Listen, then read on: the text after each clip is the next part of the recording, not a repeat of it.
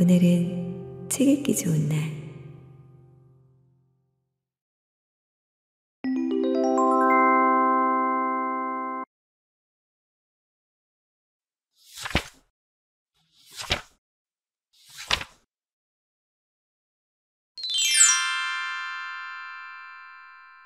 성, 지은이 프란츠 카프카, 옮기니 권혁준, 출판사 창비.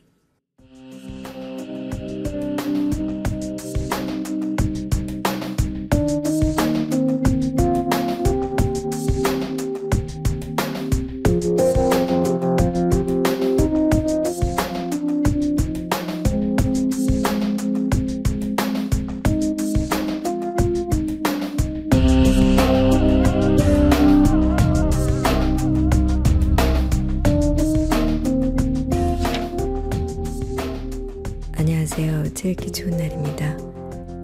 오늘 소개해드릴 작품 성은 현대인이 겪는 실존의 부조리성을 초현실적으로 그려낸 20세기를 대표하는 작가 프란츠 카프카의 마지막 장편 소설입니다. 카프카는 고독의 3부작이라 불리는 3편의 장편 소설을 미완으로 남겼는데요. 이들 중에서도 성은 작가의 집필 의도와 구상이 온전히 반영된 동시에 미로 같은 세계를 그려 여러 해석을 도발하는 카프카가 남긴 작품들 중 가장 매혹적인 소설입니다. 성은 카프카의 다른 작품들과 마찬가지로 전후 맥락이 분명하지 않은 갇힌 상황에서부터 이야기가 시작됩니다. 토지 측량사임을 자처하는 K라는 인물이 한 마을에 도착해 그 마을이 속한 성과 성의 관청으로부터 자신의 직업 활동과 개인적 삶을 인정받기 위해 절망적으로 벌이는 투쟁이 이 소설의 주된 줄거리를 이룹니다. 개인이 어떤 대상을 두고 투쟁을 벌이는 구도는 카프카의 여러 작품에서 엿볼 수 있는데 성에서는 개인의 투쟁이 생존 차원의 투쟁으로보다 확장되는 형국입니다. 하지만 K의 노력은 결실을 거두지 못합니다. 성에 진입해보려는 한 주 동안의 시도는 물론 마을에 정착하려는 시도 역시 실패하고 맙니다. K는 성에 들어가기 위해 마을 주민들의 도움을 기대하지만 주민들은 특이하고 비극적인 존재들로서 통찰하기 어려운 사건들에 K를 연루시키며 또 그가 해독할 수 없는 모순적인 암시들만 제공할 뿐입니다. 그럼 지금부터 성 속으로 들어가 보도록 하겠습니다. 영상이 마음에 드시면 구독, 좋아요, 알람도 잊지 마세요. 즐거운 시간 되세요.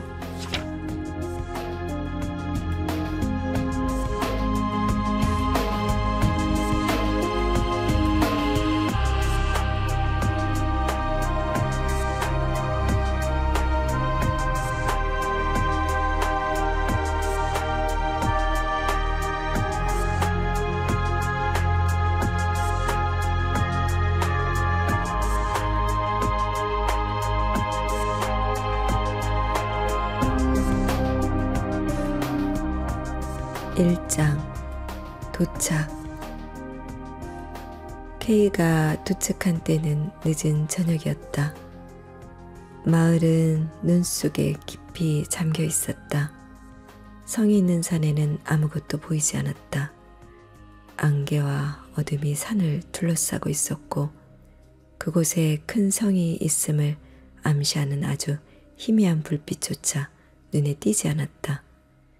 K는 국도에서 마을로 이어진 나무다리 위에 서서 아무것도 없어 보이는 허공을 한참이나 쳐다보았다. 그러다가 그는 밤을 보낼 숙소를 찾아 나섰다. 여관에는 사람들이 아직 깨어 있었다. 손님을 받을 빈 방이 더는 없었지만 여관 주인은 밤늦게 찾아온 손님의 적잖이 놀라고 당황한 터라 K에게 식당에 집을 넣은 매트리스를 놓고 재워주겠다고 했다. K는 주인의 제안을 받아들였다. 식당에는 아직 농부 몇몇이 앉아 맥주를 마시고 있었으나 K는 누구와도 대화를 나눌 기분이 아니었다. 그는 다락방에서 매트리스를 직접 꺼내와서 난로 가까이에 깔고는 몸을 눕혔다. 식당 안은 훈훈했고 농부들은 조용했다. 그는 지친 눈길로 그들을 잠시 살펴보다가 이내 잠이 들었다. 하지만 얼마 지나지 않아 그는 잠에서 깨어났다. 도예지풍 옷을 입고 실눈에 눈썹이 짙은 배우 같은 얼굴에 젊은이 하나가 여관 주인과 함께 곁에 서 있었다. 농부들도 아직 그곳에 남아 있었는데 일부는 그 광경을 더 잘 보고 듣기 위해 의자를 돌려 앉았다. 젊은이는 K를 깨운 것에 대해 매우 정중하게 사과하고는 자신을 성 관리인의 아들이라고 소개하면서 용건을 말했다. 이 마을은 성의 영지입니다. 따라서 여기 거주하거나 숙박하는 사람은 말하자면 성에 살거나 숙박하는 것과 마찬가지입니다. 백장님의 허락 없이는 어느 누구도 그렇게 해서는 안 되는 거죠. 그런데 당신은 그런 허가증이 없거나 적어도 그것을 제시하지 않았습니다.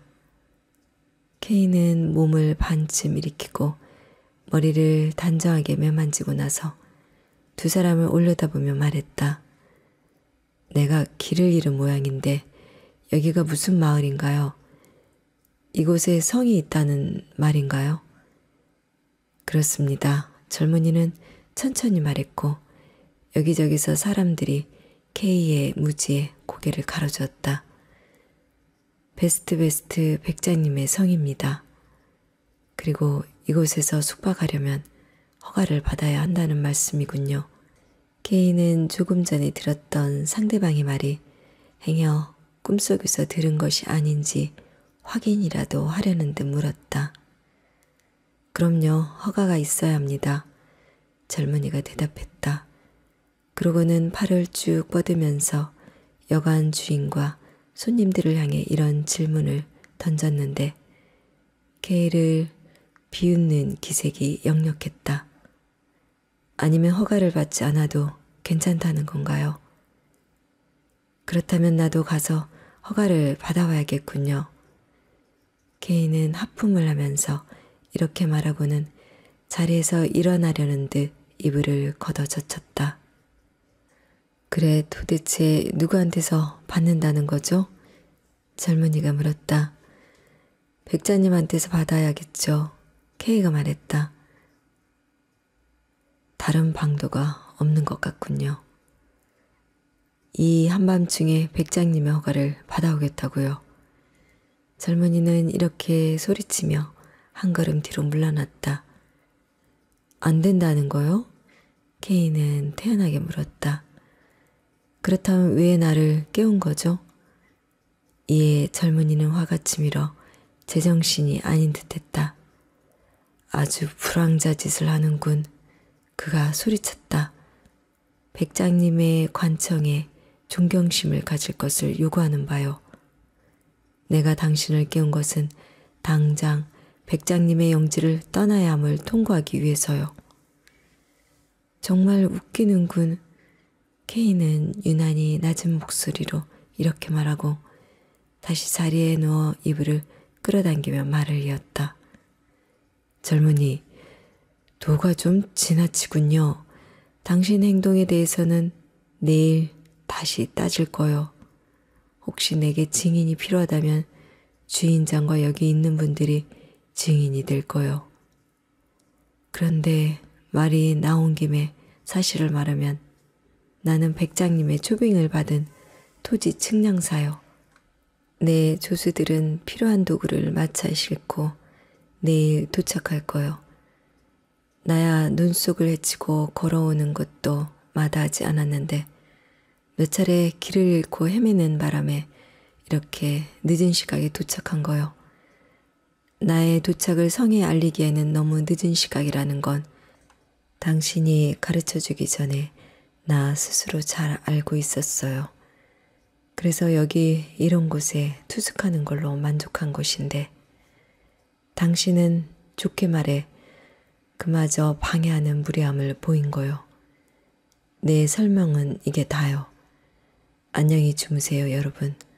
케이는 이렇게 말하고 난로 쪽으로 몸을 돌렸다. 토지 측량사라고? 그의 등 뒤에서 머뭇머뭇하며 묻는 소리가 들리더니 모두 잠잠해졌다. 하지만 젊은이는 이내 정신을 가다듬고는 여관 주인을 향해 케이의 잠을 배려하고 있다는 듯 충분히 소리를 낮추면서도 케이도 충분히 알아들을 정도의 큰 목소리로 말했다. 내가 전화를 걸어 물어봐야겠어요. 뭐라고? 이런 시골여관에 전화가 있다는 거야? 시설이 꽤나 잘 되어 있었다. 하나하나 따져보면 케이에게는 놀랄 일들이었지만 전반적으로는 그가 기대했던 바였다. 전화기는 바로 그의 머리맡에 설치되어 있었는데 졸음에 취한 상태여서 미쳐보지 못했던 모양이다. 그런데 저 젊은이는 이제 전화를 걸어야 한다면 아무리 선의를 갖고 있다고 해도 케이의 잠을 방해할 수밖에 없을 것이다. 따라서 문제는 젊은이가 전화하는 것을 허용하느냐 마느냐로 케이는 허용하기로 마음먹었다. 하지만 그렇게 할 경우 자는 척하는 것도 아무 의미가 없었으므로 그는 바닥에 등을 대고 누운 자세로 되돌아왔다. 농부들이 쭈뼛대며 모여들어 수군거리는 모습이 눈에 들어왔다. 토지 측량사의 출현이 그들에게는 결코 사소한 일이 아니었던 것이다. 그때 주방문이 열리더니 문이 꽉 찰 정도로 풍채가 당당한 여주인이 모습을 드러냈다. 여관 주인은 사태를 알리고자 뒤꿈치를 들고 살금살금 그녀에게 다가갔다. 그리고 이제 전화로 대화가 시작되었다. 성 관리는 이미 잠자리에 든 상태였으나 프리츠라는 하급 관리인 하나가 전화를 받았다. 젊은이는 슈바르처라고 자신을 밝히고 케이를 발견한 자초지종을 설명했다. 행색이 몹시 남루한 30대 남자 하나가 근처에 옹이가 돋은 지팡이를 하나 두고 자그마한 배낭을 베개 삼아 집 매트리스에서 태평스럽게 자고 있다. 너무도 수상해 보이는데 여관 주인이 의무를 소홀히 한 게 뻔해서 슈바르처 자신에게 이 사안을 제대로 알아볼 의무가 있다는 것이다. 그런데 케이라고 하는 이 남자는 잠을 깨우고 신문한 것과 을에 백작의 영지에서 추방하겠다고 한 것을 아주 못마땅하게 받아들였고 어쩌면 그의 말이 정당할 수도 있는데 그가 자신이 백장님의 초빙을 받은 토지 측량사라고 주장하고 있기 때문이다. 당연히 이러한 주장은 최소한 확인해 보는 게 정해진 의무이기에 슈바르처 자신은 프리츠에게 중앙 사무국에 문의해 이런 토지 측량사가 정말 오기로 되어 있는지 확인한 다음 즉시 전화로 답변해 줄 것을 부탁한다고 했다. 이어 모든 것이 정적에 잠겼다. 저쪽에서는 프리츠가 사안을 알아보고 이곳 여관에서는 사람들이 대답을 기다렸다. 케이는 누운 자세로 그대로 몸도 뒤척이지 않고 별 관심 없다는 듯 멍하니 앞을 바라보았다. 악의와 신중함이 뒤섞인 슈바르처의 진술을 들으며 케이는 성에서는 슈바르처 같은 하찮은 인물들도 어느 정도 외교적 소양을 갖추고 있다는 인상을 받았다. 또 성 사람들은 성실한 면모까지 갖추고 있었다. 프리츠가 곧 다시 전화를 걸어온 것을 보면 중앙사무국은 야간에도 근무를 하고 있었고 질문에 신속하게 답변해 준 것이 분명했다. 하지만 프리츠의 보고는 아주 짤막했던 모양이다.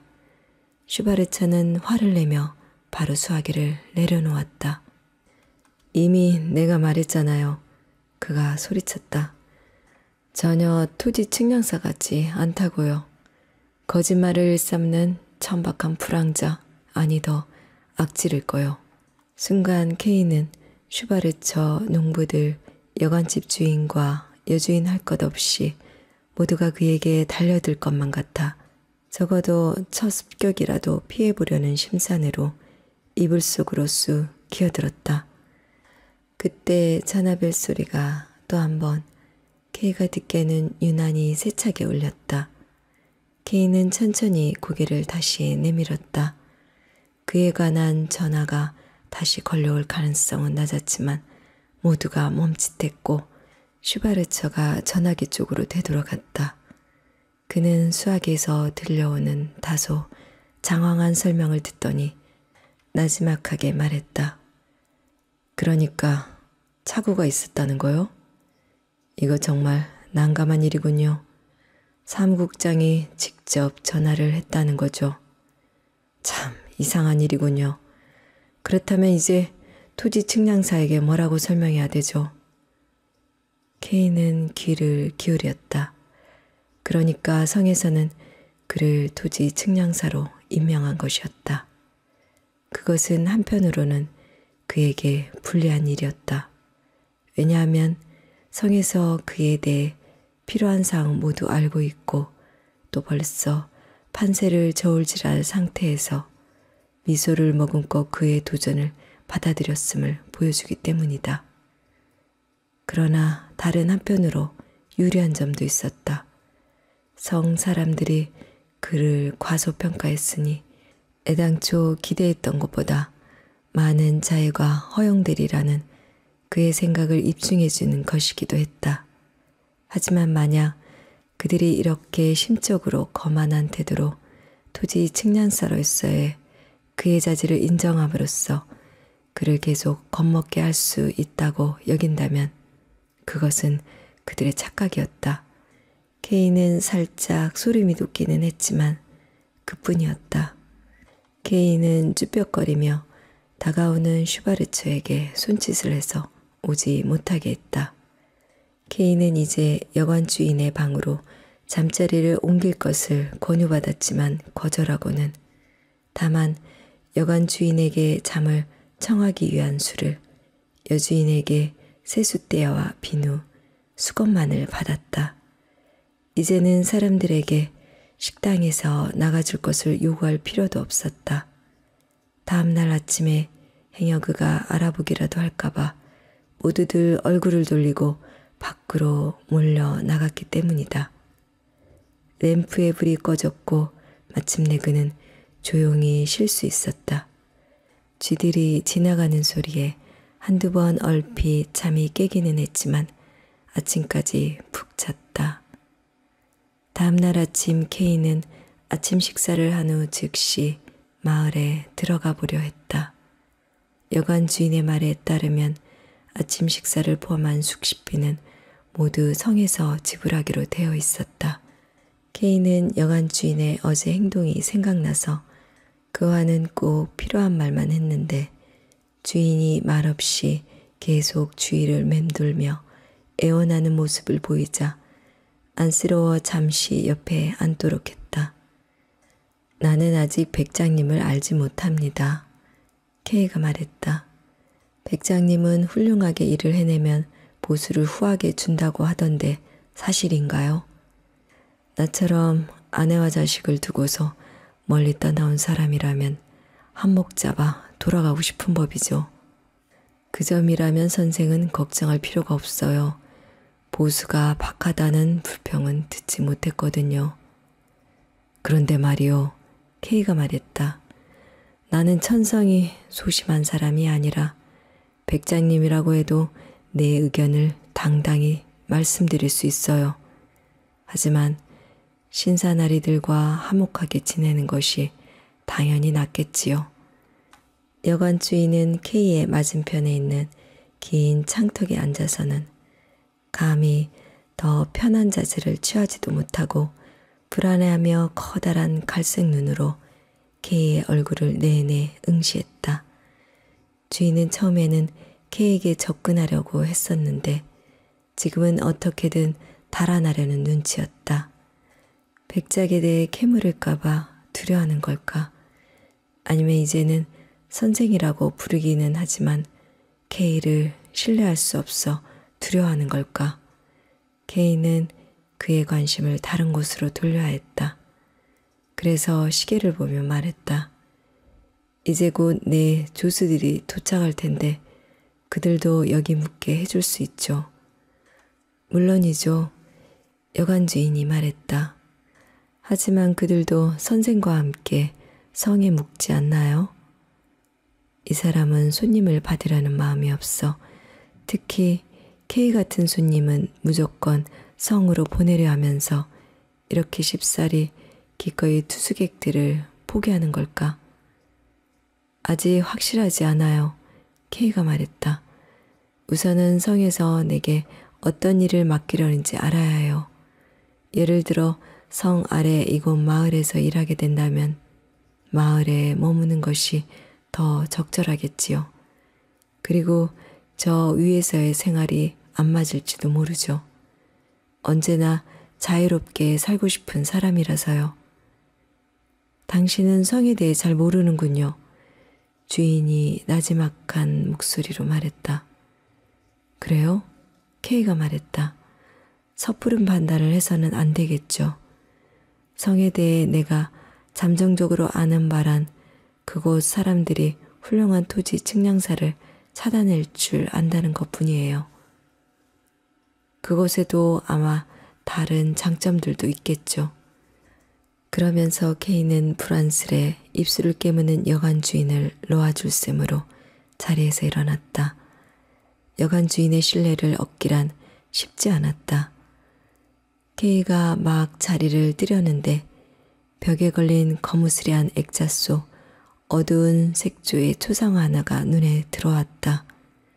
그곳에 초상화가 있다는 것은 어젯밤 누웠던 자리에서도 알아봤지만 거리가 멀어 자세하게는 분간해낼 수 없어서 액자 속 그림은 떼어내고 다만 검은 뒷판만 남은 거라고 생각했었다. 그런데 이제 보니 그것은 어엿한 초상화였고 50쯤 되어 보이는 남자의 상반신이 그려져 있었다. 그림 속의 남자는 머리를 가슴팍에 잔뜩 숙이고 있어 두 눈이 제대로 보이지 않았는데 환하고 육중한 이마와 아래로 굽은 억센 매부리코 때문에 머리를 그렇게 숙인 게 분명했다. 얼굴을 온통 뒤덮은 수염은 머리를 숙인 탓에 턱에 짓눌려 아래쪽으로 퍼져 있었다. 손가락을 편 왼손을 더부룩한 머리카락 속에 놓았으나 머리를 더 들어 올릴 수 없는 모양이었다. 저 사람은 누구인가요? K가 물었다. 백장님인가요? K는 그림 앞에 서서 주인 쪽은 돌아보지 않았다. 아니요, 주인은 말했다. 성의 관리인입니다. 성에는 정말 용모가 수려한 관리인이 있군요. K가 말을 이었다. 그런 관리인이 버릇없는 아들을 두었다니 유감이네요. 그렇지 않아요. 주인은 K를 자기 쪽으로 끌어당기고는 귓속말로 속삭였다. 슈바르처는 어제 좀 지나쳤어요. 그의 아버지는 하급 관리인에 불과해요. 가장 하급에 속하죠. 그 순간 K는 주인이 마치 어린아이처럼 여겨졌다. 고얀 놈, K가 웃으면서 말했다. 그러나 주인은 따라웃지 않고 말을 이었다. 하지만 그 사람, 아버지도 힘있는 사람인걸요. 계속해보세요. K가 말했다. 당신은 모든 사람이 힘이 있다고 생각하는군요. 혹시 나도 그렇다고 생각해요? 아니요. 주인은 수줍어하면서도 진지하게 대답했다. 당신은 힘이 있어 보이지 않아요. 그렇다면 당신은 제법 관찰력이 있군요. K가 말했다. 사실 나는 힘 있는 사람이 아닙니다. 당신에게는 터놓고 말하는데 정말 그래요. 그래서 힘 있는 사람들에 대해 당신 못지않게 존경심을 갖고 있지만 당신처럼 솔직하지는 못해 언제나 그런 사실을 시인하려 하지 않는 거요. 그러면서 K는 주인을 위로하고 또 주인의 호감을 사고자 그의 뺨을 살짝 두드려 주었다. 그러자 그가 희미하게 미소를 지었다. 사실 여관 주인은 수염도 거의 없는 얼굴이 아주 고운 젊은이였다. 이런 사람이 어떤 연유로 연상으로 보이는 저 펑퍼짐한 아내와 함께 살게 된 걸까? 엿보기 창 너머 옆방 주방에서 여주인이 팔꿈치를 휘저으면서 분주하게 움직이는 모습이 눈에 들어왔다. 하지만 K는 더 이상 주인을 탐문하거나 주인의 얼굴에서 갓 피어난 미소를 쫓아버리고 싶지는 않았다. 그는 다만 문을 좀 열어달라는 몸짓을 하고는 화창한 겨울 아침 속으로 걸어나갔다. 이제 K는 저기 위쪽으로 맑은 대기 속에서 또렷한 윤곽을 그리며 서 있는 성을 쳐다보았다. 모든 물체의 형상을 그대로 드러내주면서 얇은 층을 이루며 두루 쌓인 눈 때문에 성의 윤곽은 한층 더 또렷하게 나타났다. 실제로 성이 있는 산 쪽에는 이곳 마을보다는 눈이 훨씬 적게 내린 듯 했는데 이곳은 어제 국도를 따라 걸어올 때만큼이나 앞으로 나아가기가 힘들었다. 이곳 마을에는 눈이 오두막집 창문까지 쌓여 나지막한 지붕을 내리누르고 있었으나 저기 산 위에는 모든 것이 자유롭고 경쾌하게 위로 솟은 모습이었다. 적어도 여기 아래쪽에서는 그렇게 보였다. 전체적으로 성은 상당히 먼 이곳에서 보면 K의 기대에서 크게 벗어나지 않았다. 유서 깊은 기사의 성이나 새로 지은 화려한 건축물이 아니라 여러 채의 건물이 늘어선 형태로 이 중 몇 채는 2층짜리 건물이나 대부분 보다 나지막한 건물들이 조밀하게 운집해 있는 형태였다. 성인 줄 몰랐다면 자그마한 도시로 여겼을 법했다. 다만 탑 하나가 K의 눈에 띄었는데 주거용 건물에 딸린 것인지 아니면 교회에 속한 것인지 분간하기 어려웠다. 탑 주위에는 까마귀 떼가 빙빙 맴돌고 있었다. K는 눈을 성에 고정한 채로 계속 걸음을 옮겼다. 그 밖에 어떤 것도 그의 신경을 끌지 않았다. 그러다 가까이 다가갈수록 성은 그를 실망시켰다. 그것은 가옥들이 질비한 작고 형편없는 도시에 불과했고 모두 돌로 지어졌다는 점만은 돋보일지 몰라도 채색한 부분들은 이미 벗겨졌고 돌마저 쇠락의 조짐을 보였다. 문득 K는 조그마한 고향 도시를 떠올렸다. 고향 도시도 성이라고 하는 이것에 비해 뒤질 것이 거의 없었다. 단지 성을 구경하는 일이 중요한 사안이었다면 별 소득 없이 긴 여행을 한 셈이고 차라리 다녀온 지 벌써 오래된 옛 고향을 다시 가보는 쪽이 더 현명한 처사였으리라. K는 내심 고향의 교회탑과 저 위의 탑을 비교해 보았다.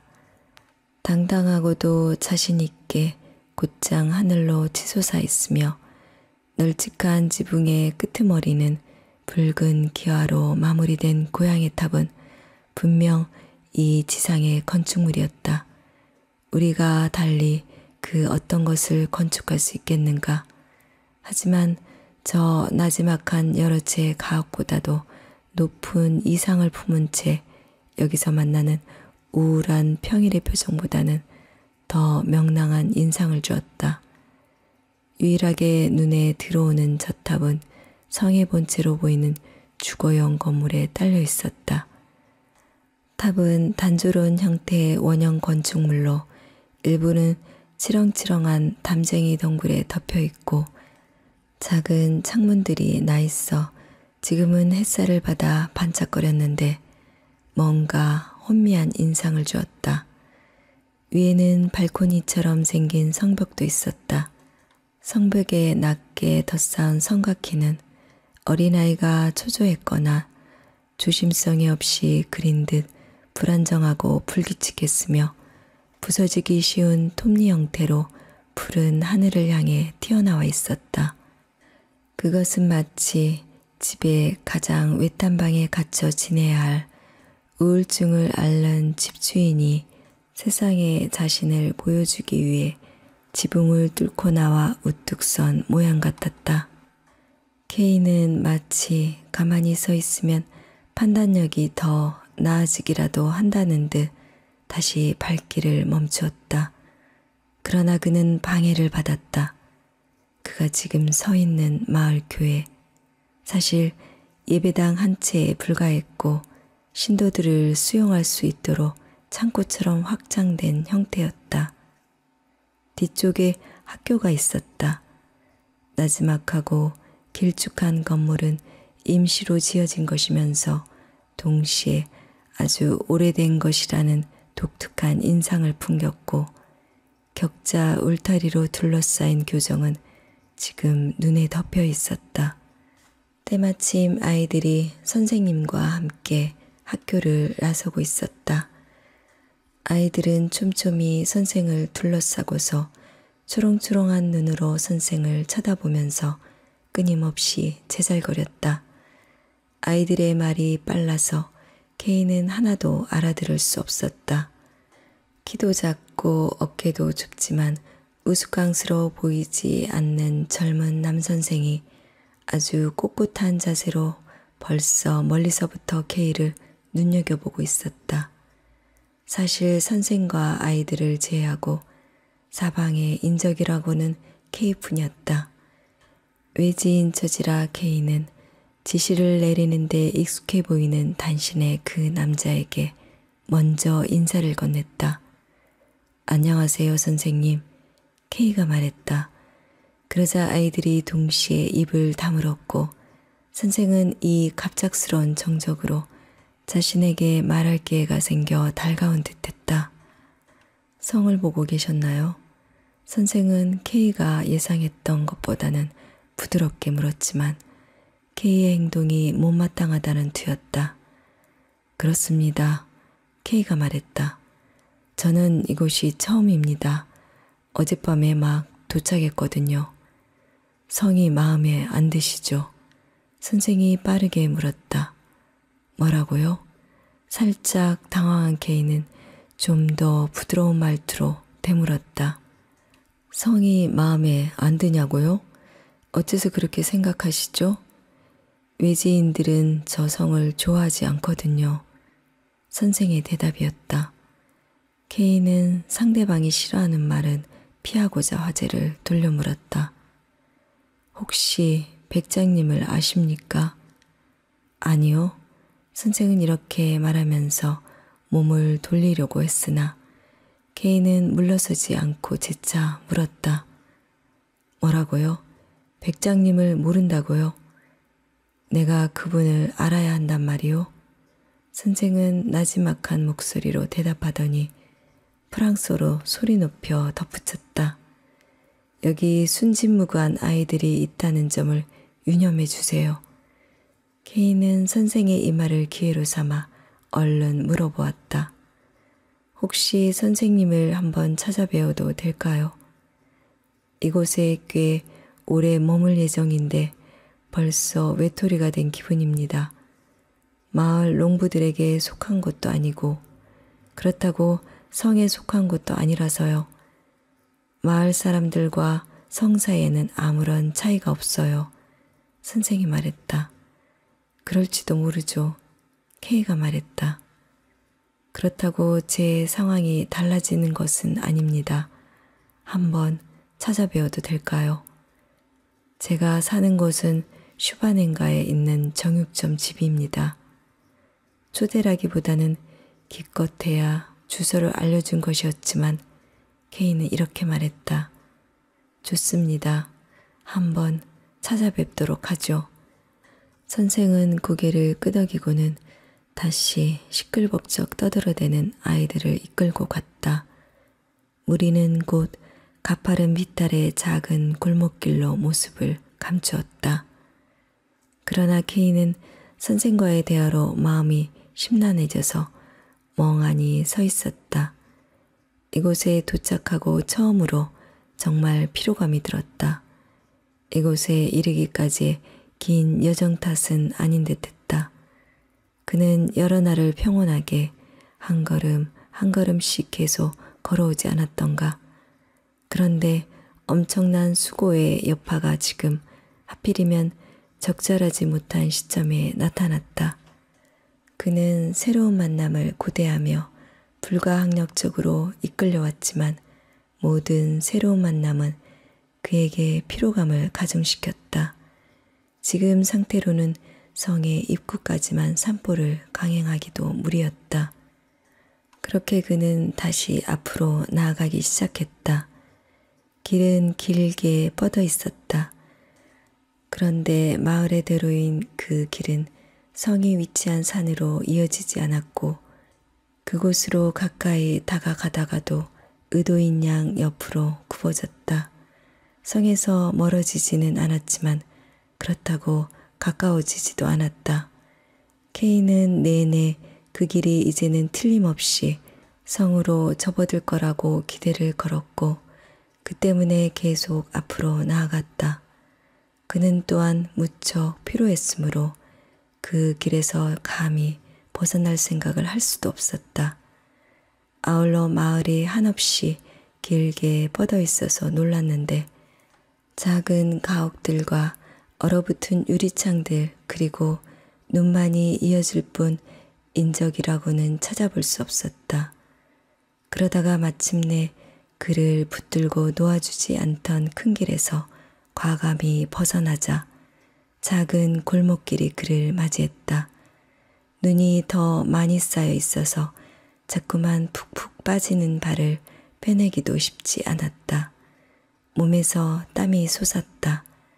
그러다가 그는 갑자기 걸음을 멈추었고 더 이상 나아가지를 못했다.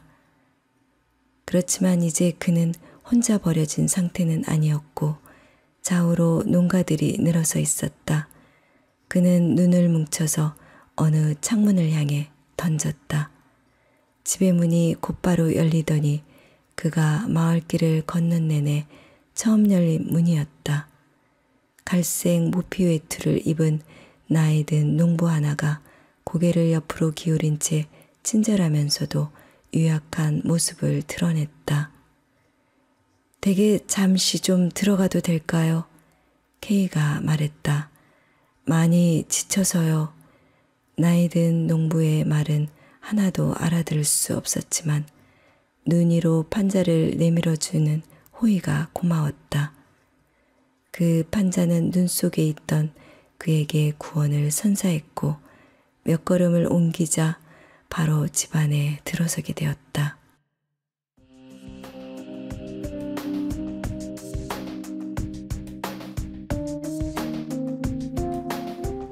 읽기 좋은 날 오늘은 여기까지입니다. 끝까지 함께 해주셔서 감사합니다.